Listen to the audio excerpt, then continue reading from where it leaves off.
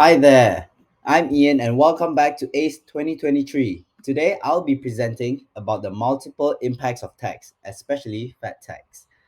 First of all, using a demand and supply diagram, it can be illustrated in the first diagram that in a context without taxes, consumer surplus is the area under the demand curve and above the price equilibrium, showing the difference between the price consumers are willing to pay and the actual amount they pay for the good.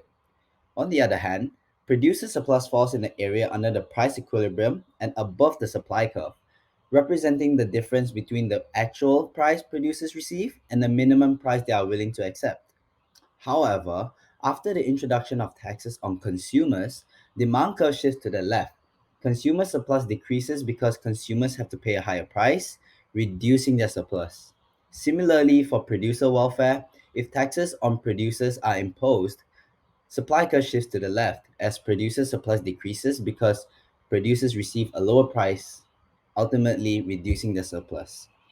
So the difference between the original consumer and producer surplus and the new consumer and producer surplus after the tax represents the tax revenue collected by the government.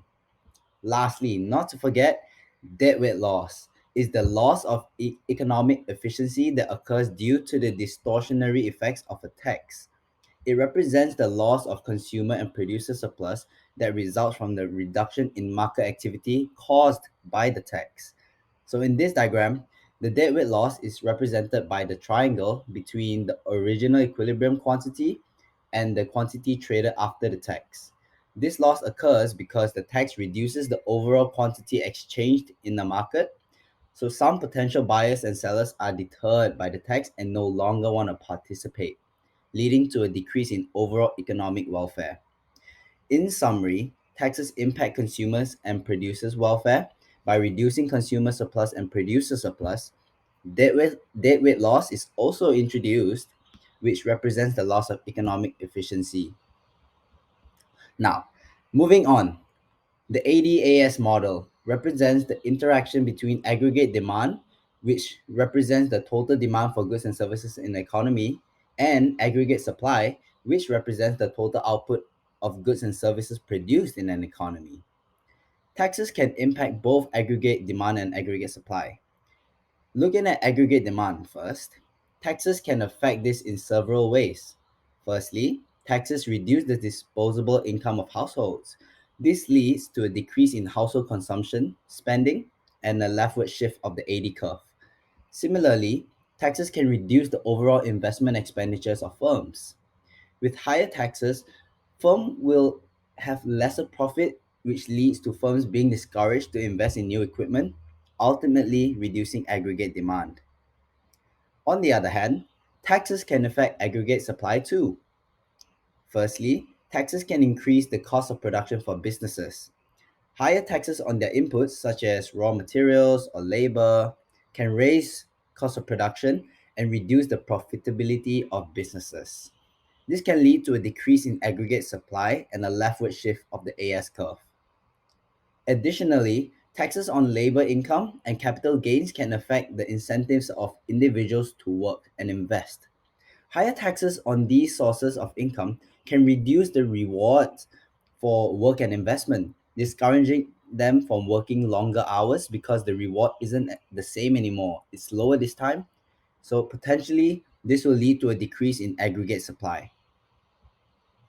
Now, using an ADAS model, it can be demonstrated that a tax that improves people's health can potentially have long term benefits for the economy. Looking at the aggregate demand side, a tax that improves people's health can positively impact aggregate demand. By using this tax to improve people's health, people will face lower healthcare costs.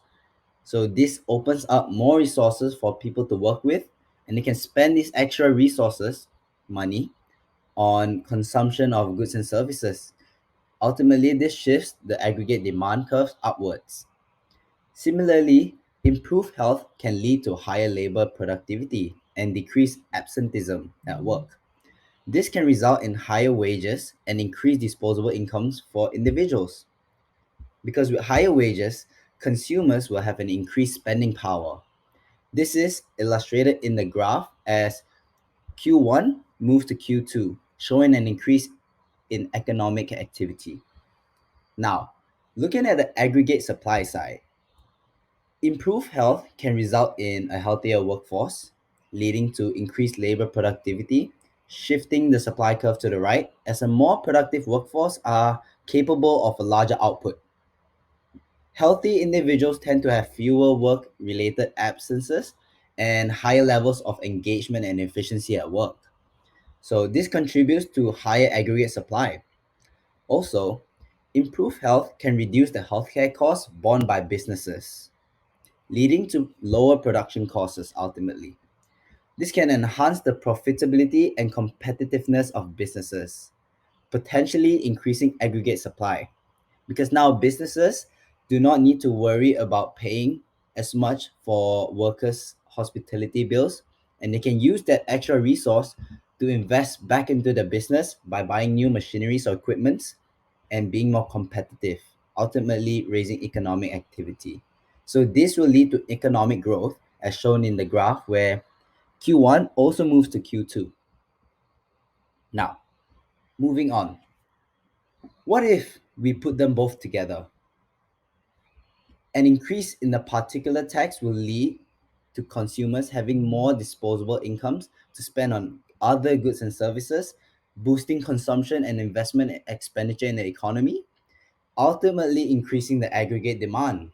As demand shifts from D1 to D2, firms will want to meet these demands expectations to maximize their profits.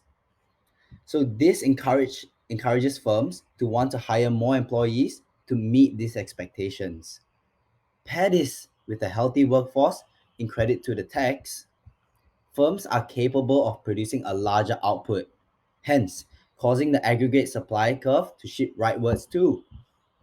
Now, assuming aggregate supply increases correspondingly to aggregate demand, the graph shows that in the long run, prices will adjust back to the original equilibrium level and the total output of the economy increases from Q1 to Q2, signaling an increase in economic activity, which will then lead to economic growth. Not only will this tax lead to economic growth, it may also lead to a lower unemployment rate. Now, firstly, it is crucial to gather data such as obesity rates, health outcomes, and consumer behaviors in an economy. Moving on, a directed acyclic graph can be used to assess the health and economic growth consequences of a fat tax. In the graph, X is an independent variable representing fat taxes, while Y represents economic growth, which is a dependent variable. In this case, Z represents an unhealthy and unproductive workforce is introduced as a confounder which is independent of both X and Y. Excuse me. At immediate sight, it can determine that fat taxes will negatively impact economic growth as it will discourage spending from consumers on certain goods and services. This will lead to more complications within the economy, such as a rise in unemployment in that specific industry and a slower economic growth.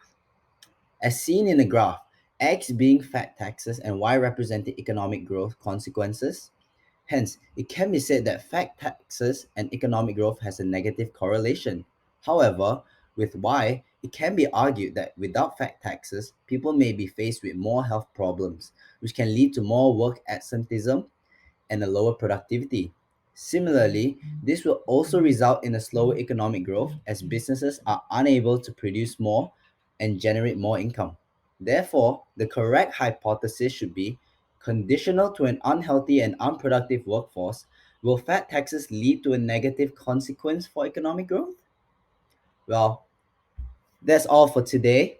Thank you guys for listening and all the best to everyone attending this conference. Goodbye now.